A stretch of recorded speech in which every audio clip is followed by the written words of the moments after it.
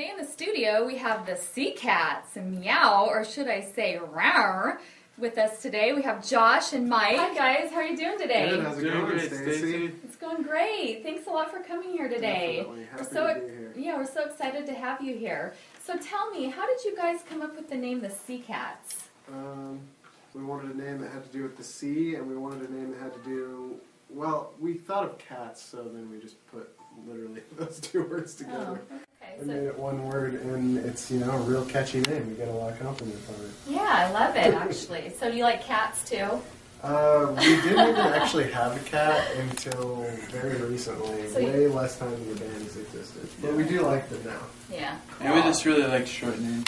Yeah. Names in general are like easier to remember and stuff. It's a great catchy name. I love it.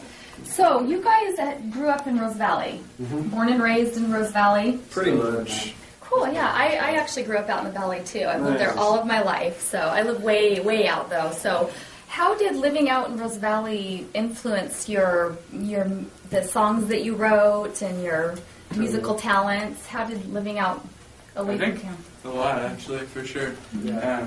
It's definitely really nice being in an area where people don't care about loud noises and music and stuff. That is true. Like Very all of our true. neighbors are totally cool with that. Like we practice way too late sometimes, and like I would definitely be irritated if I was them, but they're totally fine with it. And yeah, it's great too when you want to like lay out nude in the sun and go skinny dipping in the pool and things like that. One of the biggest Seacats inspirations. We basically have just had this playground where there's not really that many people, where we can make stupid movies and run around and just do whatever we want and never get into trouble. Yeah, like wild animals. Yeah.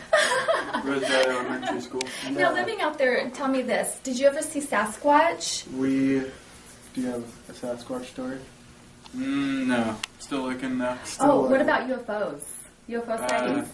Me and Mike have a UFO story. This one time, we were driving to Kelso from the valley, and in the sky, we saw these 4 lights that were spinning around in the sky. I can still see it now. Oh my gosh, are you serious? We're having this moment, we're like, oh my god, I didn't believe in UFOs, but we're seeing it with our own eyes. We really believe it now. That is and then crazy. We got to town, and it was the Relay for Life was going on. Oh, darn it! They were showing spotlights. I was just going to ask if you were on drugs during the time. Okay, so are you guys married or? No. No. So that's nice then. Going out on that bullet. Going out on tour. So it's nice that you're not tied down when you're going out on tour. Absolutely. Okay. So how were your parents a big part in supporting you guys? Absolutely. In your musical career? Yeah. Yeah, definitely. It's the only reason we were able to do all of the crazy things since we don't have any money. That's cool. So that's a great hobby to have if you don't have a lot of money, except for buying all of the equipment, the amps and the tambourines and things like that, right? Tambourines are the expensive ones, I'll tell you. Oh, I was going to ask you guys too, do you think that I could ever come and play in your band with you and play the tambourine? Just like maybe one song? If you provide the tambourine, like we were saying, they're pretty expensive. Yeah, actually I have a really nice one. That would be so fun. I would love it. Yeah. Oh my gosh, thank you. And could I get some photos of you guys too playing there? Totally. No, definitely not. He's a photo guy, sorry. Okay, so tell me, how many albums do you guys have out right now? We have 2 full lengths. We have 2 or 3 EPs. So cool.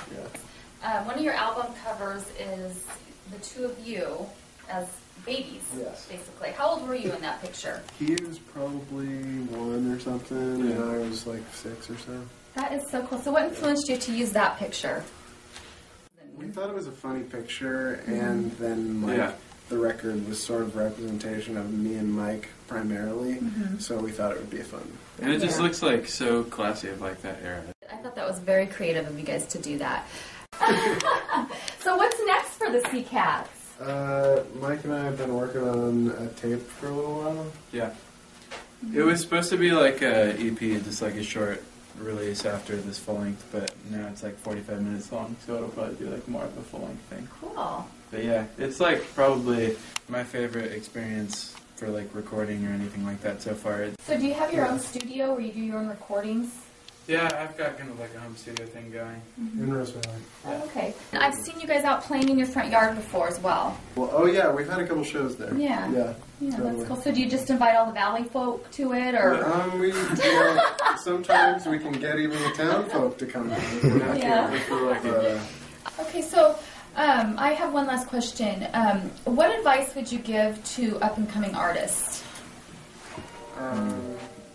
It's the classic, like, just do it, because everything that we've ever done is just like, there's always like a wall that seems like you can't cross because you're like just starting at something, but like especially now with all of the digital resources that everyone has, like you can really start a band and start putting up music, and it's all like totally doable and within reach if you just start doing it. Yeah, that's cool. Thank you. Thanks for coming here today. I Definitely. really enjoyed meeting you guys and learning a little bit more about the band and where you guys came from and where you guys are going. Totally. So thank you. Yeah, thank you. Thank you. Yeah, thank you.